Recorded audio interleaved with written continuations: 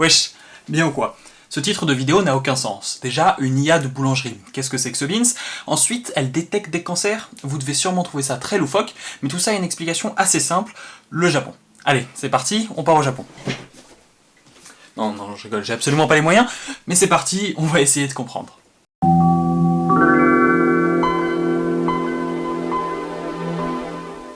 Au Japon, ils ont des boulangeries. Comme nous.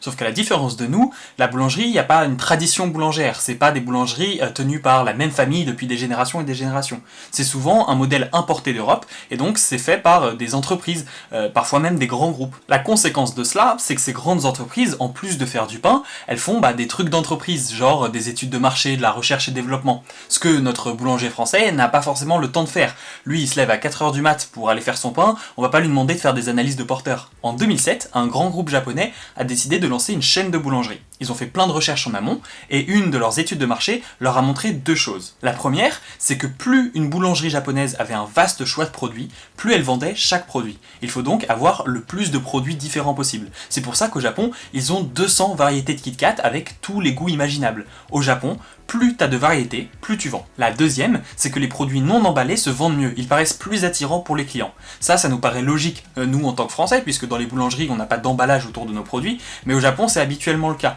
Or, un produit non emballé paraît plus naturel, plus authentique, plus artisanal. Ces deux choses ont des solutions assez évidentes. Il suffit de vendre une large variété de produits et de les exposer sans emballage. Sauf que, quand on les combine, ça a une conséquence assez fâcheuse. Les employés de la boulangerie risquent d'avoir plus de difficultés à compter les prix lors du passage en caisse. Parce que naturellement, si t'as pas d'emballage, t'as pas d'étiquette, donc tu peux pas scanner le produit, et comme il y a plus de produits, tu dois retenir plus de prix. Donc, la personne à la caisse risque de un peu plus galérer à calculer le prix à payer. Bon, là encore, on voit un clair décalage culturel.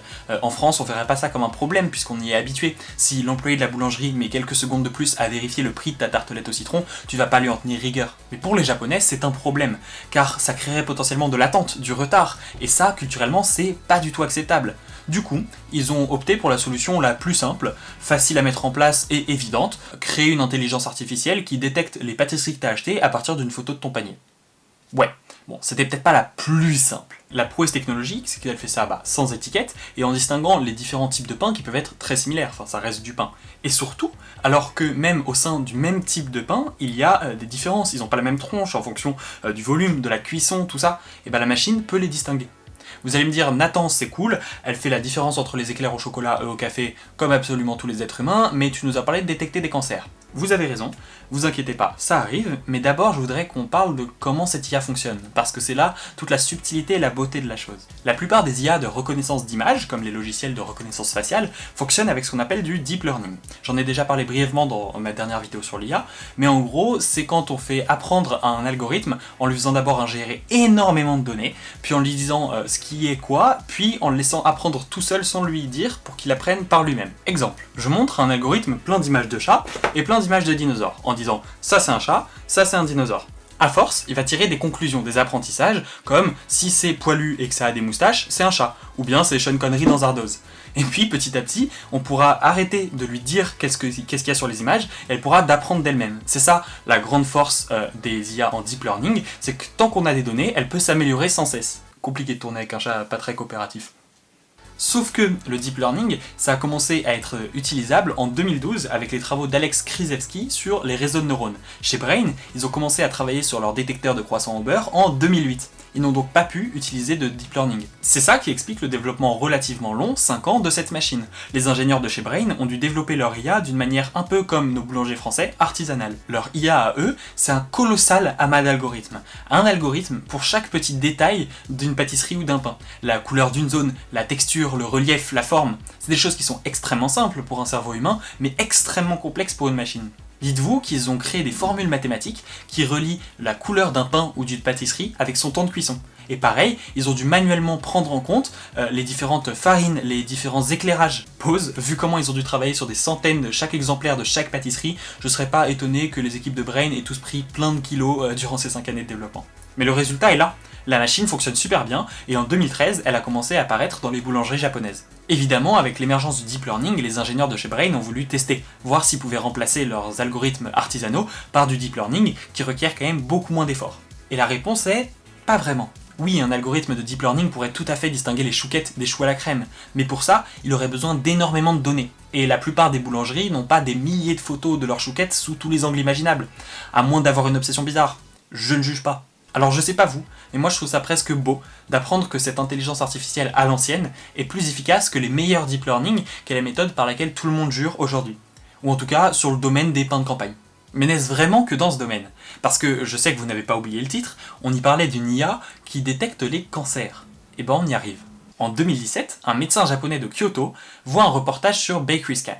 Et la première chose qu'il se dit, c'est en vrai, le pain, vu de près, ça ressemble grave à des cellules cancéreuses dans l'urine. Me demandez pas comment il a pensé à ça, je suis pas dans sa tête. Il en reste qu'effectivement, on peut voir une ressemblance. En tout cas, les ingénieurs de chez Brain la voyaient la ressemblance.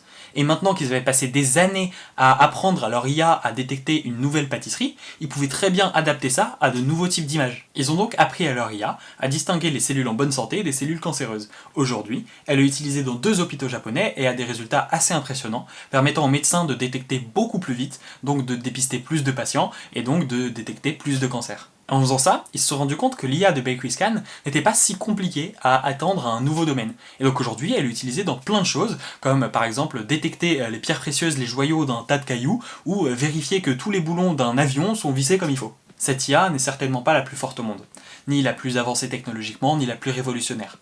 Elle n'est certainement pas aussi optimisée que d'autres. Mais elle est unique. Elle fait certaines choses beaucoup mieux que tous les autres, comme détecter des millefeuilles, des baba au rhum, ou des cellules cancéreuses. Certains articles que j'ai lus sur cette IA disaient qu'elle avait trouvé comment détecter des cancers par hasard, que c'était une heureuse coïncidence pour une IA un peu ridicule de base. Et je ne suis pas d'accord. Ce n'est pas un hasard. C'est en gardant son unicité qu'elle a réussi à atteindre quelque chose de grandiose, qu'elle a réussi à faire quelque chose qu'aucune autre IA n'aurait pu faire aussi bien. Alors, est-ce que pour une fois, plutôt que d'apprendre quelque chose à une IA, on ne pourrait pas apprendre quelque chose d'une IA? Cette unicité, nous l'avons tous, vous l'avez tous. Vous êtes tous uniques, vous êtes tous différents. Gardez-la, cultivez-la. C'est ce qui vous rend unique, qui vous permettra de faire de grandes choses. A plus!